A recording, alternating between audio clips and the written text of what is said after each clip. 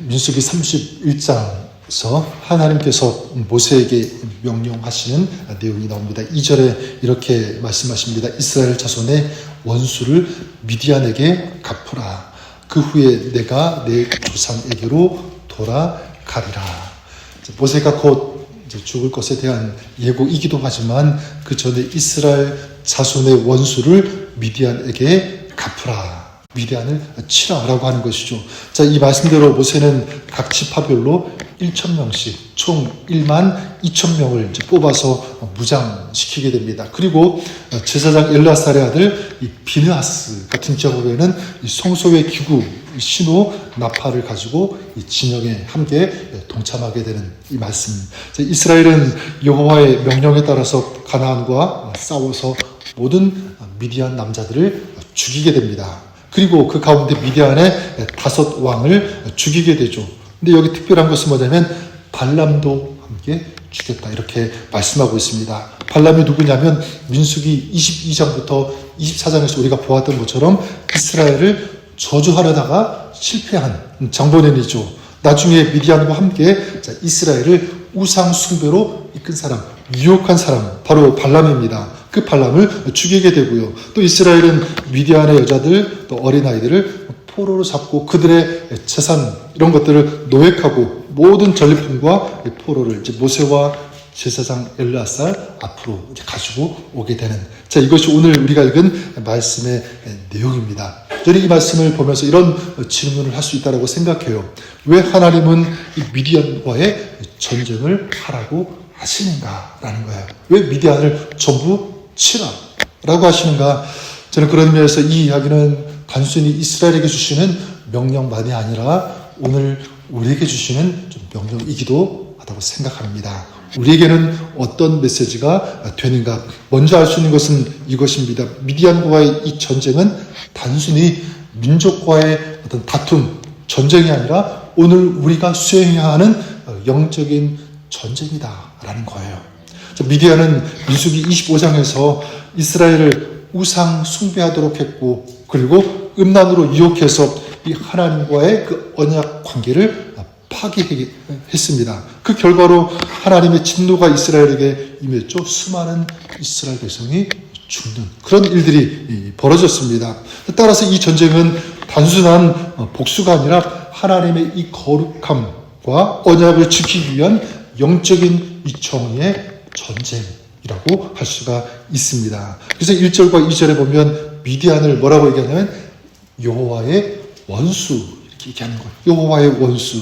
자, 이렇게 부른 이유가 바로 그것입니다. 미디안이 이스라엘을 속이고 우상 숭배하고 음행하도록 하고 그리고 하나님과의 언약 관계를 파괴시키는, 깨뜨리는 그런 일들을 했기 때문에 이거는 단순한 민족 간의 전쟁이 아니라 영적인 전쟁이다라고 할 수 있는 것입니다. 좀 그런 맥락에서 우리의 삶 속에도요, 우리가 싸워야 할 대상이 있습니다. 우리가 제거해야 하고 물리쳐야 하는 그런 미디안이 우리 삶, 우리 신앙 가운데도 있다라는 것을 우리가 기억했으면 좋겠습니다. 하나님께서 원수로 간주하시는 것들, 우리 곁에 두어서는 안 되는 그런 미디안들, 우리가 반드시 제압하고 물리쳐야 하는 그런 영적인 미디안들이 있다라는 것입니다.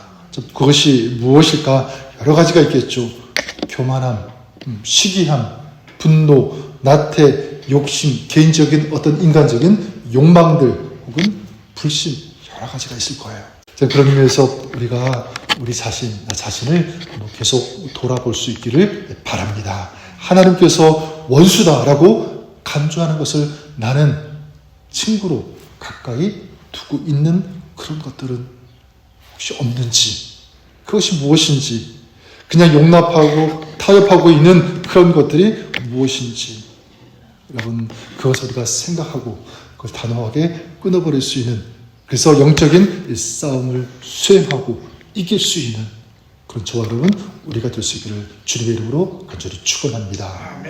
또 한 가지, 이 영적인 이 전쟁이 임할 때 그러면 어떻게 해야 되는가라고 하는 거예요. 어떻게 해야 되는가? 미리 말씀을 드리면 하나님의 임재 속에서 기도하면서 싸워야 된다. 이것이 이 영적인 싸움에서 이길 수 있는 방법이다라는 것입니다. 그래서 오늘 말씀 6절에 보면 모세가 각 지파에 1000명씩 싸움에 보내되 제사장 엘르아살의 아들 비느하스에게 송소의 기구와 신호 나팔을 들려서 그들과 함께 전쟁에 보내매. 자, 보십시오. 각 지파에서 뽑은 12,000명, 그들은 무장을 하고 나갔습니다. 아마 칼, 창 이런 것들을 들었겠죠. 자, 그런데 여기 보면 비느하스, 엘르아살의 아들 비느하스는 무엇을 들고 나가냐면 다른 그 지파 사람들과 같이 똑같은 그런 무장을 한 것이 아니라, 무기를 들고 간 것이 아니라 여기에 보면 성소의 기구와 신호 나팔을 가지고 나아갔다 라고 말씀하고 있습니다. 여러분, 성소의 기구를 가지고 갔다, 무엇을 의미합니까? 성소의 기구는요, 하나님의 임재를 상징하는 거예요. 또한 이 신호 나팔, 전쟁 중에 하나님의 명령과 인도하심을 전달하는 수단입니다.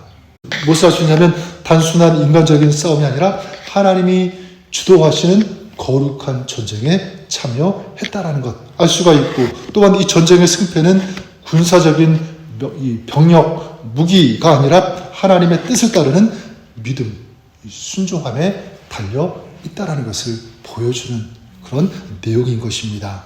지금 이 엘르아살의 아들 비느하스가 그런 거야. 이 전쟁은 하나님께 속한 것이기 때문에 우리가 하나님 말씀에 순종하고 믿음으로 나아가야 된다. 하나님의 인도하심을 받을 때 이 전쟁은 승리할 수 있다라는 것입니다. 자, 그렇다면 우리는 영적인 전쟁을 할 때 어떻게 적용할 수 있습니까?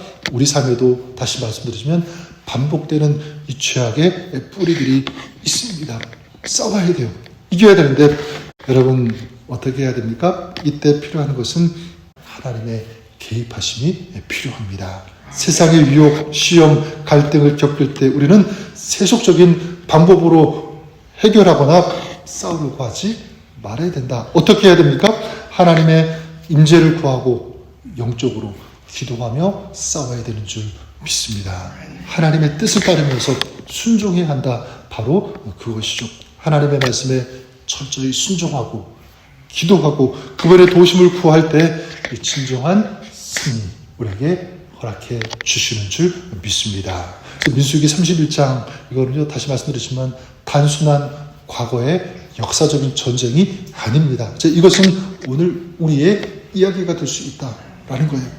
오늘 우리는 다시 한번 내가 죽여야 되는, 내가 물리쳐야 되는 미디안이 무엇이 있는지 한번 돌아볼 수 있기를 바랍니다. 그리고 잘 모르면 성령님의 인도하심을 구하십시오. 하나님, 오늘 내가 이겨야 되는, 내가 물리쳐야 되는 이 영적인 미디안 무엇입니까? 구하는 거죠. 그래서 저는 하나님이 싫어하는 것 여러분도 싫어하고, 반대로 하나님께서 기뻐하시는 것, 이것이 우리의 기쁨이 되었으면 좋겠습니다.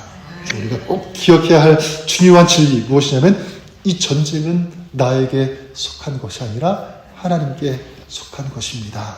이 진리, 이 고백, 여러분 우리의 싸움은 이미 승리하신 우리 주님 안에서 싸우는 싸움인 줄 믿습니다. 자, 따라서 우리는 이미 승리한 싸움을 하는 거예요. 이 확신과 이 담대함을 가지고 오늘도 우리 삶의 자리에서 우리가 만나는 영적인 미디안, 우리가 물리쳐야 되는 내 안에 있는 이 미디안과 싸워서 이기는 그런 저 여러분 우리 삶이 될 수 있기를 바랍니다. 주님과 함께 여러분들이 미디안과 싸우는 하루, 이기고 승리하는 여러분의 삶, 사역, 또 여러분의 가정과 우리 교회가 그렇게 될 수 있기를 주님의 이름으로 간절히 축원합니다. 우리 주님께서 동행하시고 우리를 위해 싸워주시며 함께 해주실 것을 믿습니다. 사랑의 하나님 아버지, 오늘 우리 안에 물리쳐야 될, 이기고 싸우고 죽여야 될 영적인 미디안이 무엇인지 바로 알게 하시고 또 보게 하여 주시옵소서. 거기에 끌려가고 패배하고 무너지는 그런 삶, 신앙이 아니라 주님의 임재 안에서 말씀 순종함으로 또 믿음으로 주님과 함께 이기는, 승리하며 나가는 저희들의 삶과 저희들의 신앙이 되게 하여 주옵소서. 이 시간 믿음으로 주의 은혜를 구하며 주님의 인도하심을 구하며 기도할 때 오늘 우리 삶 가운데 주님께서 동행하여 주시옵소서. 새 힘과 능력과 성령의 충만함 허락하여 주시옵소서. 예수님의 이름으로 감사드리며 기도드립니다.